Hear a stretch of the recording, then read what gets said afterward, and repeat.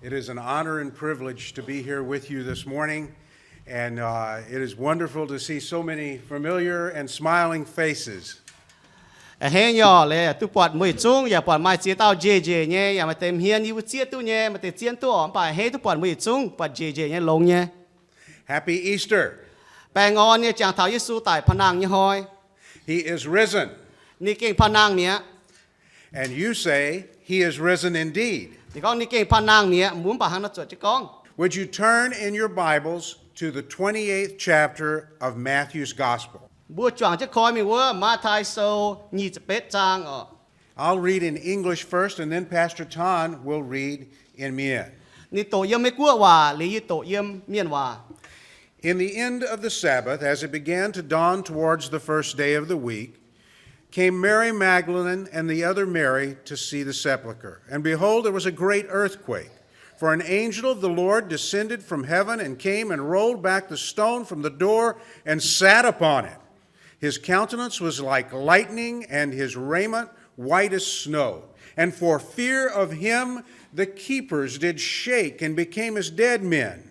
And the angel answered and said unto the women, Fear not, for I know that you seek Jesus who was crucified. He is not here, for he is risen, as he said. Come and see the place where the Lord lay, and go quickly and tell his disciples that he is risen from the dead, and behold, he goes before you into Galilee. There shall you see him. Lo, I have told you. And they departed quickly from the sepulchre with fear and great joy, and did run to bring his disciples word. And as they went to tell his disciples, behold, Jesus met them and said, O joy! And they came and held him by the feet and worshipped him. Maaih sâu nhị tập bết trang ta yết yểm mi thảo ta chiệp yểm kỳ sâu này hắn nó con. Chia liu tình cô nghe hoi, bị uốn nom lê bài nhẹ ta yết hoi, lung alam tây giang.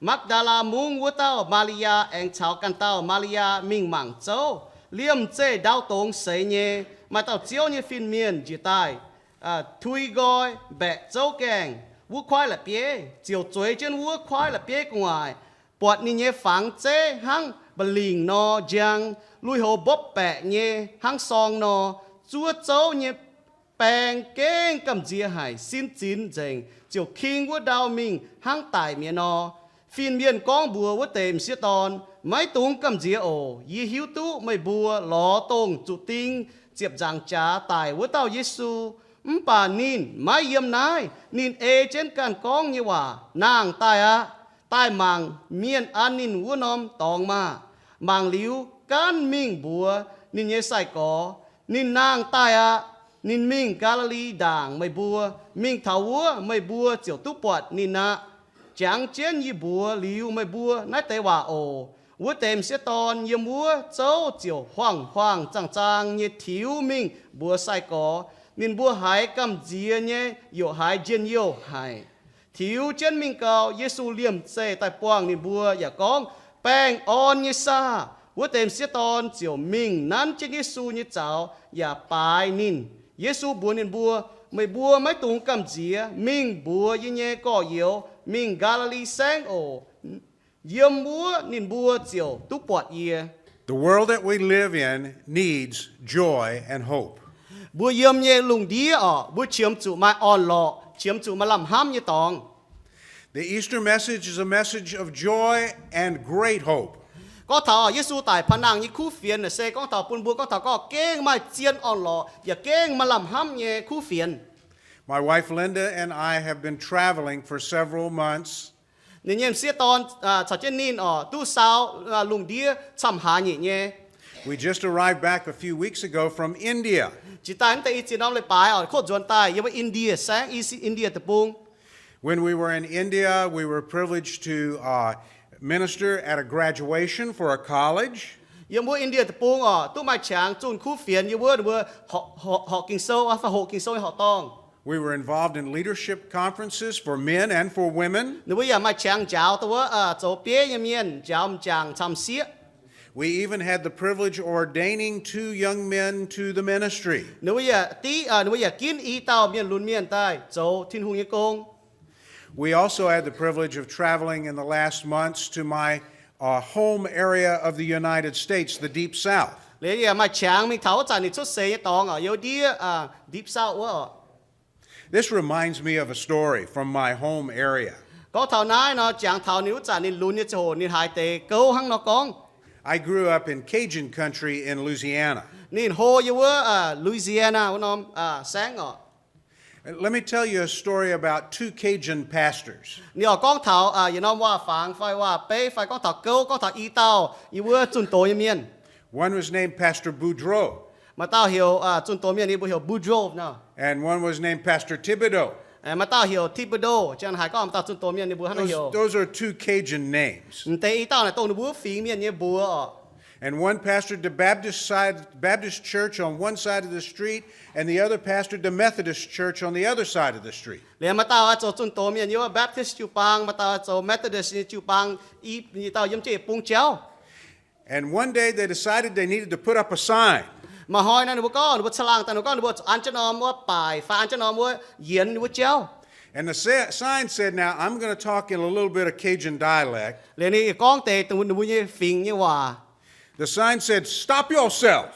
Lẽ mà nó yến phá mà nó bài nó có mê chủ tinh. Don't go no more. Nó tụi mình á. Turn yourself around. Chủ tao gang chuẩn. The end is near. Vua đào lao thảo chiều mà thảo phát hạ. So they finished putting up the sign. Nếu cho nó ăn bản năm bài ăn trên năm yến này. And a man came driving by in a truck. Mà tao miền nếu trên năm chia chia. And he saw that sign. Lên đi bọt năm bài bọt trên năm bài trên này. And he rolled down the window of his truck. Nị khói nị kính tay. And he started cussing and he started fussing. Nị chỉ con va chạm chỉ con hâu chỉ con chiến nhung nhé. He said, you guys are religious nuts. Bữa nào cái xe xiên hiểu xiên tu bala long hay. All you talk about is the end of the world and Jesus coming back. Một khung con ta có lùng đi chiếm lô lùng đi tháo lô có cái Yesu chuẩn hăng. And he rolled his window up and he kept on driving. Lên nị quân cho nị kính lên nhiều chứ chia mình. In just a minute, Lên ít chia quân chỉ liu. they hear a scream. Lên hai mà tao tôm nào. And the man says in an untranslatable Cajun word, Sacre! Lên mà chiếu nó có nào chứ hai trăm người hai nị con nào chứ con đốt quá. And they hear the brakes of the truck. Lên hai tao miền chai bệ kén két như bùi. And they hear the horn of the truck. Honk! Lên hai chặt quá kén như bùi. And they hear a big splash. Splash! Lên hai jun tang bùi. And Pastor Boudreau looked at Pastor Thibodeau. Lên tây tao chun tổ miền lan màng tòi. And he said, Lên nị hắn nó con bùi nị chun tổ tòi. do you think we just should have put bridge is out on the sign? Bùa học chỉ con nóm bài học chẳng chỉ có ô đảng quá chiều não mía học chẳng nó con cao hùng hề thế ha. Well, the world that we live in, the bridge is out. Bùa yếm như lùng đĩa đảng như tòng nè chiều sẽ tàng mía phải não mía. The world is a broken place. Bùa nào lùng đĩa làเป็นnão như tòng phảiเป็นhoài như tòng. I believe Jesus talked about the days that we are living in and the days shortly to come. Bùa ý xiên có Yesu con thảo có ý chẳng bùa yếm như sẽเป็นhang xét mùi hỏi phải có lao chiều hồ thảo. In Matthew chapter 24, he said, Yếm mà tai sâu như sẽ phê trang Yesu con many false Christ will come. mai chia tao chun cha lấy miền ở tai. Wars and rumors of wars. Mai bỏ trả mai con thảo con bỏ trả chéo. And both of those things are happening around the world today. Bố bỏ nhỏ tống tệ trung sĩ na ý hỏi cho tay na lùng đĩa As I travel around the world, there are people that are looking for a Christ, a Messiah. Nên mình lùng đĩa nào nên nhiều chứ lùng đĩa mình chun khu phiền này quản nhiên chăm nhiên bố lo Yesu Kitô lo tống tao diệu chiếu này. In India, there are gurus upon gurus upon gurus. Yếm India tập này nó mai chia tao tao nó châu miền miền phải nó chẳng chiên như chiếu như miền mai chia nhung. In the Muslim world where I travel, people are looking for the 12th Imam. Lên nó bố mi thảo tao chiên pêu miền nhá Muslim tập này nó bố lo thắm tay chiệp nhẹ tao tao châu thô nhớ tao nó sai có thế. The Bible also, Jesus also said there would be wars and rumors of wars. Yesu Kitô ya con có mai có thảo bỏ trả phải con có thảo có hải miền con thảo bỏ trả như cháu. Tunisia, Egypt, Libya, Yemen, Syria, Afghanistan, Iraq, just to name a few.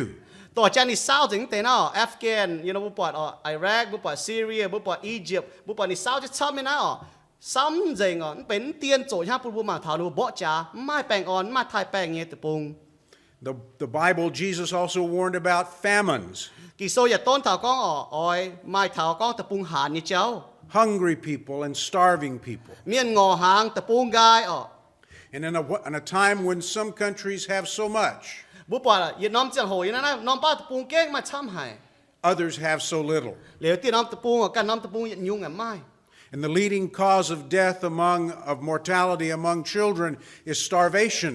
อย่านายลุงเดียนะตัวฝึกช่วยฝ่ายยังไงนู้จวนเซนู้ตายนะว่าจุนู้งอหางตายเก่าช้ำเจียนยุ่ง Jesus warned of pestilences. เยซูก็ถามก็กาหิงมาเจียนยุ่งว่าเยสีชดตาย One of the things that we did in India was minister to widows who were suffering from HIV. เยียนยุ่งนู้ไม่ทางอินเดียตะปูนู้เทงนะเซตัวเอากว้ายังเมียนไฟเอาโกกว้าเมียนตัวนู้หมายว่า HIV ยุ่งแปลงว่าตรงให้สอนลงยี่แปลง And then there are the pestilences that we are aware of that are man-made and radiation. อย่ามาเจียนยุ่งตัวป้าเมียนโจเนี่ยแต่โจแต่หอยจุบุกันนี่ป้าเมียนหอยเจียนยุ่งยี่แมง Jesus also warned of earthquakes. เยซูอย่าต้นถามก็ดาวตรงยี่เจ้า The radiation and the earthquake tie together in the situation in Japan that the world faces. บุปผายิ่งญี่ปุ่นว่าบุปผาเนี่ยดาวตรงสามแต่กันนะชดแต่ชงเมียนเป็นแปลงนะฝีห้างเนี่ยดูจอบจะต่อยปดดาวตรงเลี้ยวอยู่กันนะชด Haiti still suffers from the devastating earthquake that it experienced. บุปผาเฮดีตะปุงอ่อยจานบุปผาแต่เตงว่าเขาถาวตัวดาวตรงนี่เจ้า We were not able to visit in Indonesia this year because of a giant volcanic eruption and earthquake. อีหางดูไม่มีอินโดนีเซียตะปุงอ่ะว่าจัวกดีดาวว่าไม่ว่าเคโนบุปผาเนี่ยกดีดาวว่าชดตาเลียบดโตซีเนี่ยวะชดโต And Jesus warned of persecution against those who would believe in him. เยซูอย่าต้นถาวก็เสียทูเมียนอ่อยจุเมียนกิ่งปออ่อยจุเมียนหอย Since I was with you the last time, 120 plus people were killed in a bombing of a church in Alexandria, Egypt. จิตันเอาวันนี้อยู่ในชาวบัวลีไทยจานตรงนี้มีว่าน้ำจูปางยังอียิปต์ตะปุงว่าไม่แปะเล่งเตาเมียนมีตายเวยเซียนทินหง There are two pastors that have attended our conferences in Egypt that are at home with Jesus now because they were killed in those explosions. เดี๋ยวมาอีเต้าจุนโตเมียนตัวจุนหนูมิงว่าจะมีหาหนูก้องเถาว่าเลยดิฉันแต่อีเต้าจุนโตเมียนตายเมียหนูตายเมียหนูตุชาวทินหงเยี่ยมเมีย Just since March, there were 13 churches that were bombed in Nigeria. เยี่ยมไนจีเรียน้ำตะปุงเจียฟาร์มนะจูปางเยี่ยมฟ้าหาไทยจานเจียฟาร์มนะจูปางหนูจอกกันน่าตานเดียว 60 churches were burned in Ethiopia.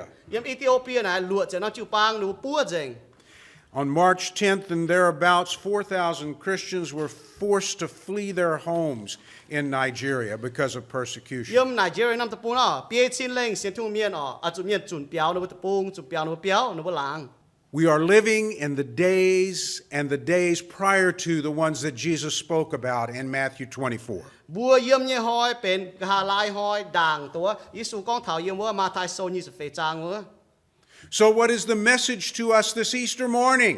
อีดอมก็ถ้าก็ยิสูตายพานางนะมาให้ยุคู่เฟียนปุ่นเถาบัว In the face of all of that gloom and doom, in spite of all of that reality, บุปผาเจียนอยู่ชดตายไหวสิอ้อนี่สิเจียนอยู่ต่อเจนี่เศร้าตัวมันกุลงแต่จุ้งชดตายป่ามาให้ยุ่งมาลำห้ามปุ่นบัวเสียนทุ่งเมียน we can still rejoice and have hope because of Jesus.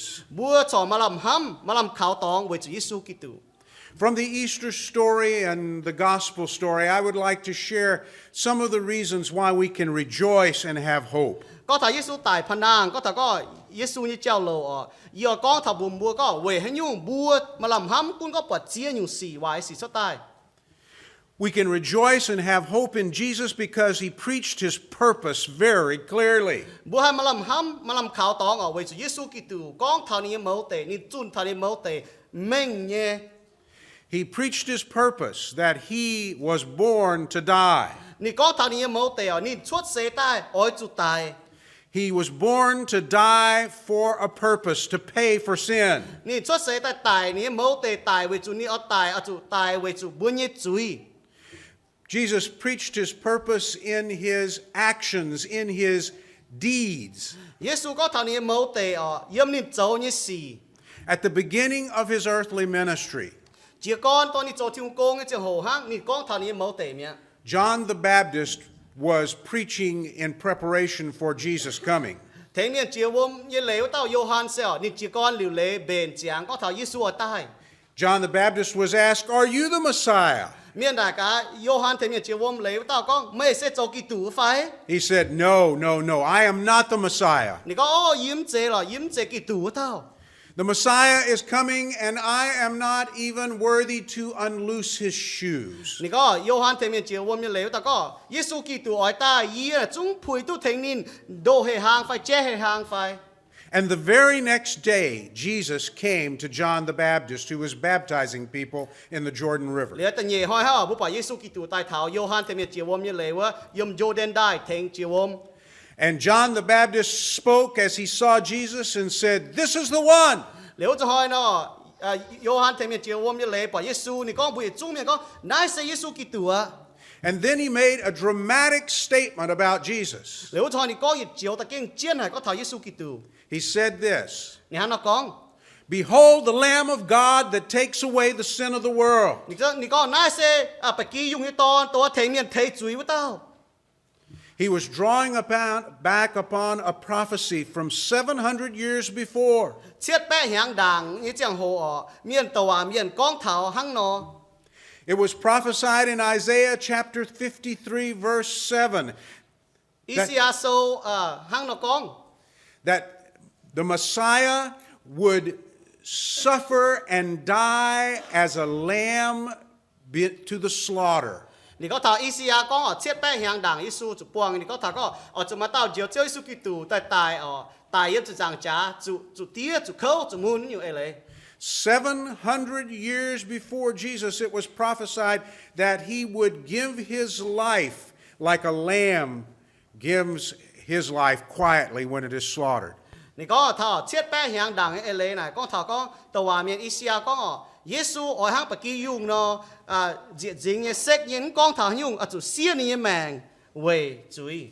Isaiah 53 says that the purpose of that death was that he was bruised for our iniquities, for our sins. Yếm Isia số không chỉ phàm trang qua cái có thảo có Yesu chụp tài chụp mun sẽ về bao nhiêu chuối. The chastisement for our peace with God was upon him. Liệu bún bún ta có bún bún chào chàng tiếng hay họp ha bà về chủ chuối à bún bún chào chàng tiếng họp bà Yesu cho những cô này bún bún hay chào chàng tiếng họp. 700 years before Jesus, Isaiah prophesied the Messiah would die for our sins. Siết bé hiang đàng Yesu tài ở tàu à miền con thảo có Yesu Kitô ở chủ tài về tí bao nhiêu chuối. When Jesus heard John announce him as the Lamb of God, Yesu hay Johann có nãy sẽ bà kỳ dùng như ton.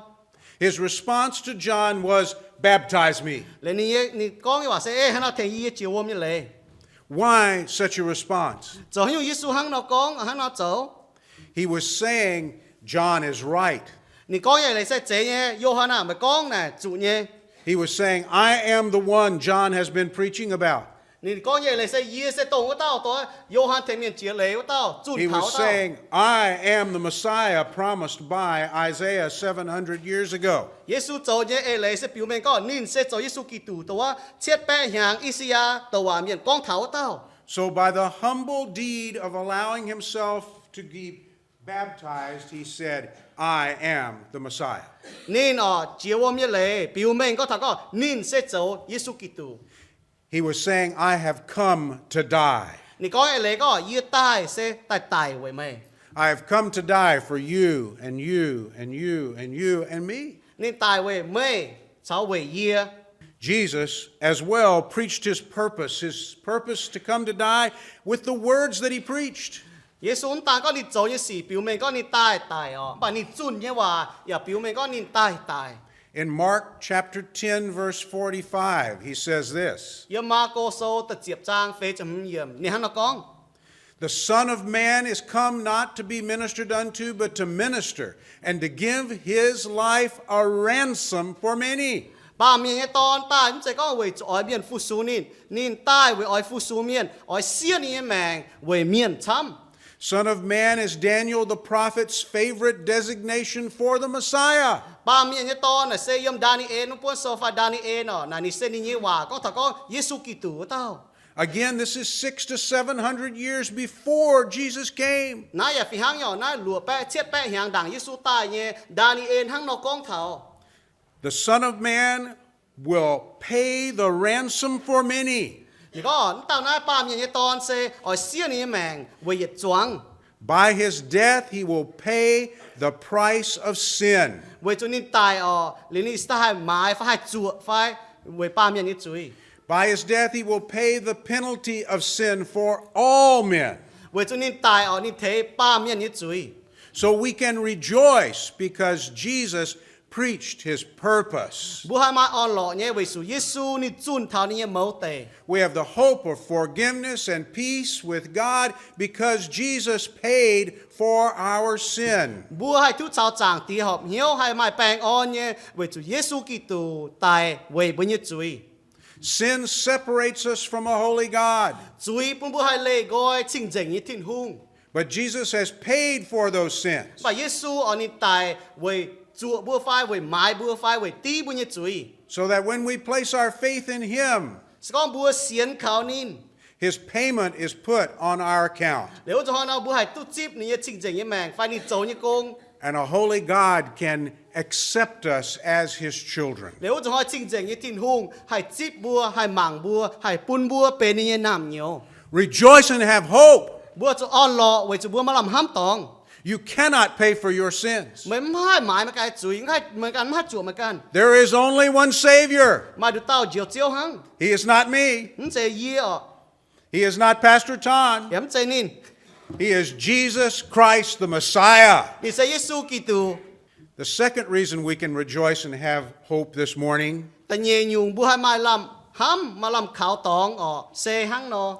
is that Jesus promised his resurrection. Yesu lẹng chứ có nín tài nín phan năng. In Matthew, Mark, Luke, and John, all four Gospels, Yiem Maaih sâu, Marco sâu, Luca sâu, Johann sâu, bề bốn khu phiền con chiến. Jesus said, I will be betrayed. Yesu có yê ở chỗ miền Maaih yê, I will be crucified. yê chỗ tiên chỗ giảng trả. I will rise again on the third Và day. yê phan năng tai ta phàm hoi. He promised his resurrection. Nín lẹng chứ nín can ỏi phan năng tai. The Gospels were written from a period of time 20 years after Jesus' death Để khu phiền phía thảo có nhị chậm hiang, Yesu tài liu.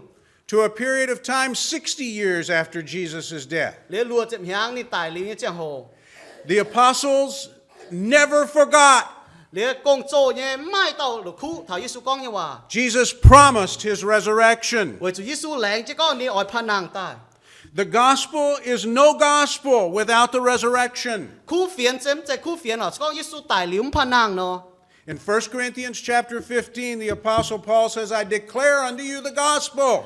Yếm tự yết Cô-linh-thô số chấm trang wa Paulo con yê con buồn bua khu phiền sẽ hang nai ha. And then in verse 3 of chapter 15, he says, this is the gospel. Yếm ta pha mới yếm wa chấm trang wa có khu phiền sẽ tông nai ha. Gospel means good news. Khu phiền sau mai lại có keng lông hải như phiền. It means the best news. Sẽ keng ta có lông hà keng lông chia nha. It means our only hope for a right relationship with God. Khu phiền sẽ có bua khu mà nai tu chip khu phiền ha bun bua hai tu chào chang tia họp hiếu. So what is that gospel? Na khu phiền sẽ hang nhung. Simply this. Kỳ số này hắn nó con. Christ died for our sins. Yesu tài về bữa như chuối. He was buried. Để nị piếp chiến. Why is that so important? Nãy chúng chiến hải. Because it shows he really died. Biểu mẹ có nị keng chiến tài nhé. And he rose again on the third Để day. ta phàm hoi nị em phan nàng tài. Jesus died, was buried, and rose again for our sin. Yesu tài nị piếp chiến nị phan nàng tài về bữa như chuối. Paul further argues in 1 Corinthians chapter 15, verse 14. Liền bỏ chiến Paulo anh có yếm chữ phê yếm Paulo anh có chiến. If Christ is not risen, Sẽ có thiên hùng chế nàng tài. then our preaching is empty. Để bút chun như cú phiền này mà làm lông. our faith is empty and worthless. bữa xiên như cháu xiên mà làm lồng sẽ có Yesu tài liếm phan nang này. The resurrection gives our preaching meaning. Bởi Chúa Yesu tài phan nang này pun bữa chun nhé mai ê lê. It gives our faith that hope, and it gives us salvation. Lẽ Yesu tài phan nang này tàng có bữa chun nhé mai ê lê hang pun bữa mà làm hám tòng mà làm khảo tòng. Paul makes it even clearer in 1 Corinthians 15:17. Lẽ bỏ trên chiết điểm của Paulo anh con trên anh cao mình chia. If Christ is not raised, your faith is vain. Thì có sẽ con Yesu Kitô tu phan nang tài nó bữa xiên như cháu nè mà làm lồng. And you are still in your sins. Bữa thọ mai chui nhé hang nó này. Because of the resurrection of Jesus Christ, Bởi Chúa Yesu tài liếm phan nang tài. our sins are paid for. Lẽ bữa như chui tu Tin-Hungh YauzSing. Because of the resurrection of Jesus Christ, Bởi Chúa Yesu tài liếm phan nang tài. we stand before God in the righteousness of Jesus Christ. Bữa hai sau cho chàng thì chậm hiên bởi Chúa Yesu như chính chính như mèng. Salvation is not based upon how good I can be, Bữa tu diều nắm sẽ có ye đồng hải lồng ye đại lồng như Mien. but upon the goodness of the Lord Jesus Christ. Bà Yesu đồng hải lồng chính chính như mèng sẽ yếm Yesu. He paid for our sins. Yesu ở nín tài bởi Chúa bữa mãi bữa dọn tài. He was raised from the dead. Lẽ nín tiếp trên lẽ ta phàm hoa phan nang tài. And the third reason we can rejoice and hope in Jesus is that his claims are proved. Lẽ ta phàm nhiều bữa mà làm hám ở bởi Chúa Yesu con như hòa kinh cho ta tối tiểu nhé. His promises are true, Nín láng như hòa và kinh chiên nhé. and it is proved for us by his resurrection. Kinh chiên bởi Chúa nín con như hòa cho ta tối dành bởi Chúa nín tài liu phan nang tài ê chứ nín con như hòa. What did Jesus claim about himself? Yesu con hay nhu thảo nín cắn. Who did he claim to be? Yesu con nín sẽ tổ hai tao. He made it very clear. Nín con mình nín con nín sẽ tổ hai tao. He claimed to be God. Nín con nín sẽ sinh tôn Tin-Hungh. His miracles demonstrate this. Nín châu như bùa hong như xì trắng hồ Iu-Mienh thảo nín sẽ Tin-Hungh. In the Gospel of John, there are 7 miracles. Yêu Johann như sâu mà xìa nhung bùa hong trắng hồ như tôi Yesu Kitô châu. They demonstrate that Jesus is God. Tại xìa nhung bùa hong như xì Iu-Mienh thảo con Yesu sẽ Tin-Hungh. He turned water into wine in chapter 2. Nín cho vôm thiếu bền tiêu yếm tự nhảy trang. He is the Lord of quality. Nín sẽ mai lại con nín sẽ chiếu tôi lồng như chiếu. Those who drank the wine said it is the best. Đã ta hộp bút tề thì con này bên lồng hải nhẹ cái này. Water turned to wine. Vôm thiếu bền tiêu. In chapter 4 of John's Gospel, he demonstrated that he is the Lord over distance. Nên nín có thảo có yếm tự phê trang nín có thảo biểu mình có nín sẽ châu chiếu cún phát vai cô nín châu chung như chiếu. He healed a nobleman, a rich man's son, from a great distance. Để mà ta bút trôi miên ở tôm chiên yếm cô nhân để to yếm cô yếm lồng bà Yesu hay trò số phát vai cô nè chiên pun Yesu nè hay yếm năm tòng. As they looked at the timing, they looked back and said, from the time Jesus spoke the word from a distance, the boy was healed. Lên nó buông chủ à, nó buông đến chiếu buông chủ bao nhiêu hồ nó mang tháo nó chiang hồ nó có chế, tổng Yesu con năm chiang hồ yếm cô như con bà, ní to như vua béo lồng mía. In chapter 5, Jesus demonstrated that he was the Lord of time. Yết tầm vua trang à, Yesu biểu mình có nín sẽ châu chiang hồ như chiếu. He healed a man who had been crippled for years. Lên ní chọn tao miên to ní mai bèng bài phai chỉ hàng phạt sẽ biết hàng như chiang hồ. And the man who had been crippled stood and walked away. Bố bắn tao miên mai bèng bài miên chỉ xin ta yang cháu. In chapter 6, he proved that he was the Lord of quantity. Yếm tờ lùa vua trang Yesu biểu mình có nín sẽ châu chiếu to nhung như chiếu.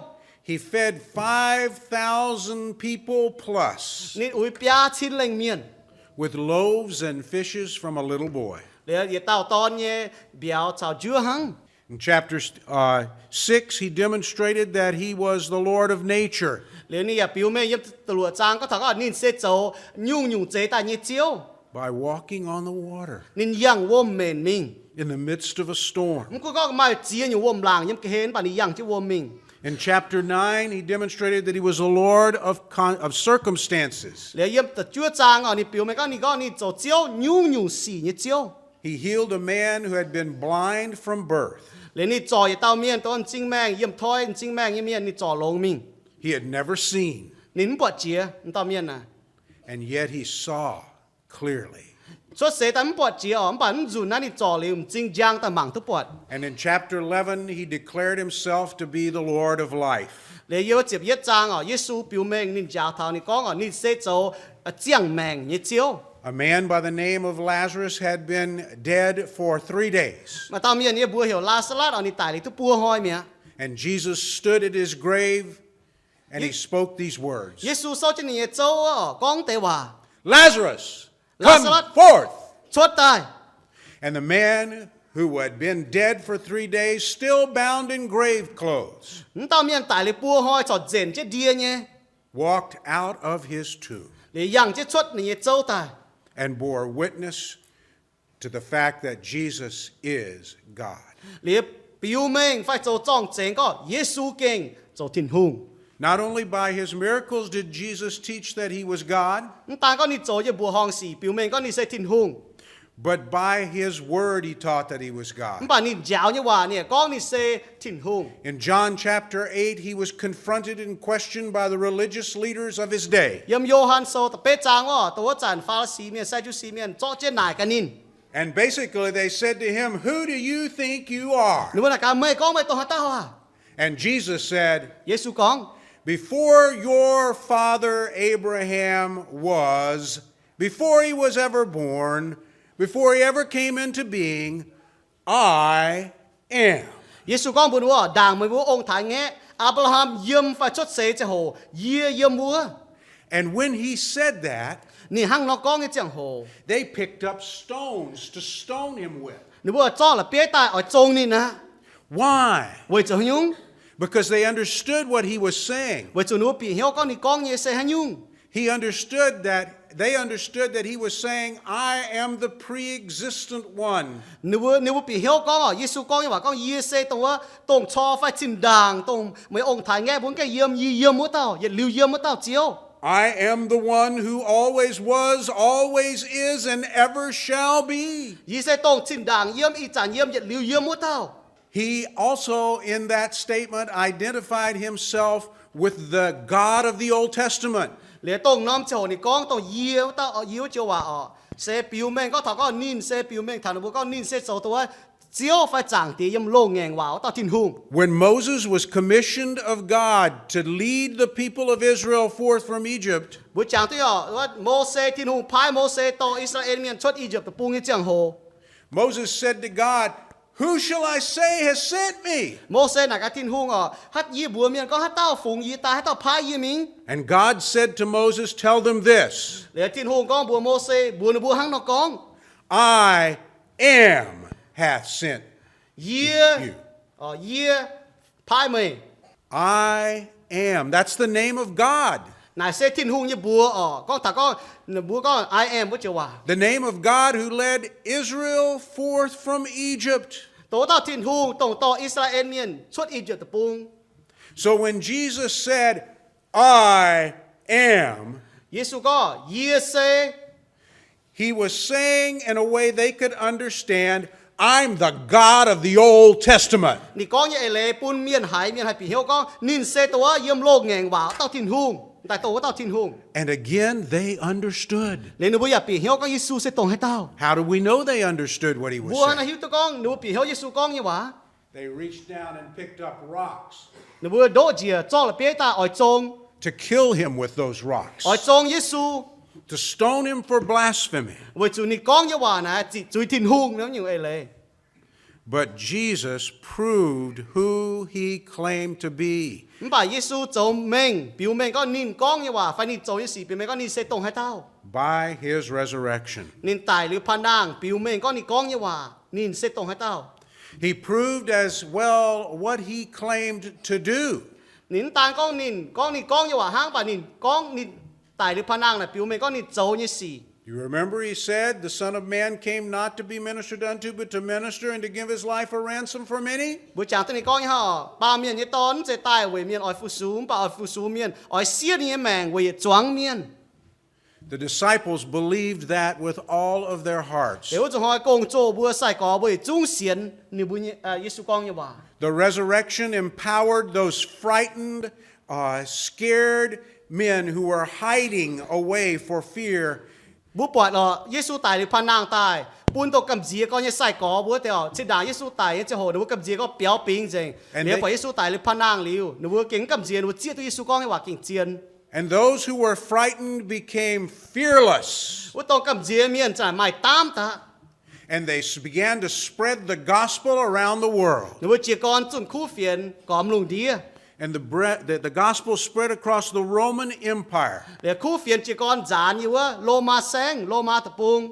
And it spread to India even through Thomas. Để có mi thảo India tập bung, Thomas để có hay có to chỉ khu phiền thân này. And I have met people in India who trace their spiritual heritage back to the Apostle Thomas. Để ni buông chủ tế chén như India tập bung có xin đáng như bữa ông thái nghe xiên trong cái hồ này. Yesu như sai có, Yesu công cho tại chuẩn khu phiền bùi bữa. And what did these early disciples of Jesus gain for preaching the gospel? Many of them were martyred for their faith. Paul was beheaded. Peter was crucified upside down. Thomas was torn in two by elephants. Yet they preached with nothing to gain in terms of earthly things, but with joy and hope because heaven was their home.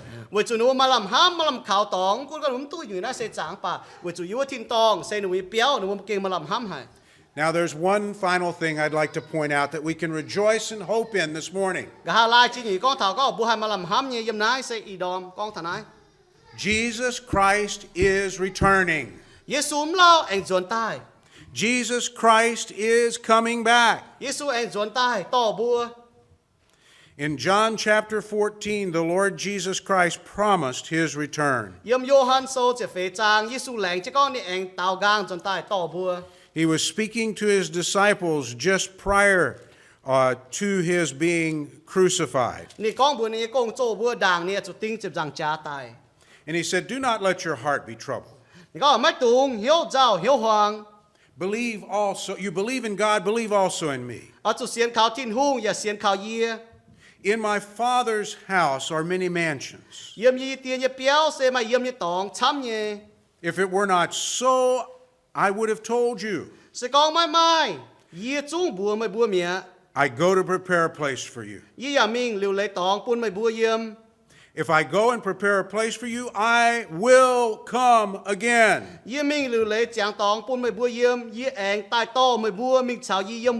I will receive you unto myself, that where I am, there you may be also. And where I go, you know, and the way you know." And Thomas said, "We do not know where you are going, and we do not know the way."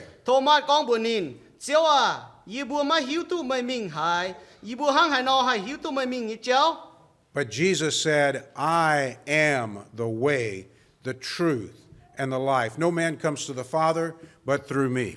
Yesu tao sẽ tông mình chẳng tiếu thì cháu ya tông chiên lệ ya tông chiang mèng xuất liu khảo yi mãi mãi hay tiêu cháu hay mình tu thảo chẳng tiếu. Jesus is coming again. Yesu anh chuẩn tai chuẩn. I know that is true because he was raised from the dead. Yi tu này sẽ chiên bởi chủ nín tài liu phan nang tai. And he has prepared a home for us in heaven. Nín liu lệ chẳng tong yu thiên tong pun bùa. God's people have looked forward to being at home with Jesus for 2,000 years now. Xiên thung Mien ở nơi chúa chiến, ở tu chào Yesu Yiem, y chín hàng tại chế hồ, thảo y trả na, mà Mien chăm nhẹ chúa chiến, ở mảng tổ Yesu tại to nơi hỏi. I met a man in India the other day. Ni buang lan Mien, yo India tập bung, hỏi. He had suffered from leprosy. Nín xe mai wa cầm hú bèng. One of his eyes was blinded and you could see it. mai pung ching mang ni fa mang puat ở mai mang tu puat phang kha nhé God has been gracious and healed him from the result, from the leprosy at this point, nom chỗ Tin-Hungh chỗนี้แปลงเป็นกลมหูแปลงchỗตุลงเนี่ย but his eye is still blinded. มันป่าลินยินจริงแต่วายเนี่ย He works in a leprosy hospital. ลินยัวนำต้มดีไซน์เปี้ยวป่าคงchỗเท้ากลมหูแปลงเมียนป่านี้ยัวchỗกง He makes special shoes for those who need help in recovering from leprosy. เหรียญนี่เหล่งเจ๊ถึงว่าเตเมียนตัวนู้นเจ้าไม่กลมหูแปลงเลยเจ้าดุดมีฟ้าลินโจเฮปุ่นเตเมียนตา He loves the Lord Jesus with all of his heart. นี่เก่งห้ามให้Tin-Hunghลงจากในเหี้ยวห้ามTin-Hunghอยู่ไหนโจ On the wall of his shop hung a picture. เยี่ยมนี่โยงตัวนี้โจเฮนี่โยงน้ำหัวน่ะมาน้ำฟัง It was a beautiful Asian mansion. เหรียญไม่น้อมเอเชียเมียนเนี่ยเปี้ยวอ่อนว่าโจตะเก่งจ่วยหายเนี่ยเปี้ยวยิ่มจัว I looked at that picture and I looked at him. นินมังปอนตามยันฟังน้องเปี้ยวฟังยังว่าโยงเรียมังเท่านิน And I said, "Is that your home?"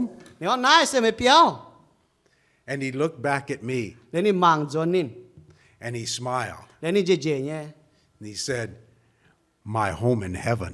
นี่ก็นายเนี่ยเปี้ยวอยู่ถิ่นตอง He believed in that place that God has prepared for him. นี่เสียนก็น้ำตองตัวถิ่นหูเหลวเลยจางตองอยู่ถิ่นตองปุ่นนี่ He believes that Jesus is coming back. to นี่เสียน take ก็ him เยซู there. เองจวนใต้ต่อนิน I believe in that place today.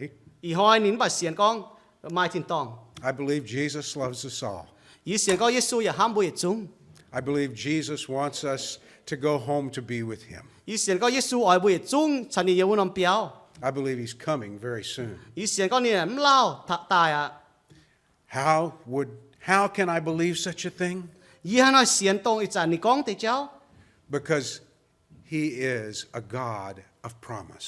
ไว้จูนินเซตัวโจTin-Hunghตัวนินแรงนี่ว่านี่เอเจนโจมันก็เย็นว่าต่อTin-Hungh He promised he would rise from the dead, and he did. นี่แรงจะก็นี่เอาตายหรือพนังตายนี่เกเอเจว่าโจ If he said he's coming back, he's coming back. เรียนนี่เองแรงจะก็นี่เอาจวนตายนี่เก่งจวนตาย If he said there's a special place prepared for you and me, นี่ก็นี่แรงจะก็ไม่เหล่งเจ้ตองนินหลิวเลยจางปุ่นไม่ชาวเยี่ย there is a place beyond our ability to imagine. เหรียญน้ำตองน่ะเก่งลงหายบัวป้าเมียนน่ะห้ำจ่ายนี่ตอง The Apostle Paul, in one other passage of Scripture, gives us a wonderful reason to hope in the coming of Jesus.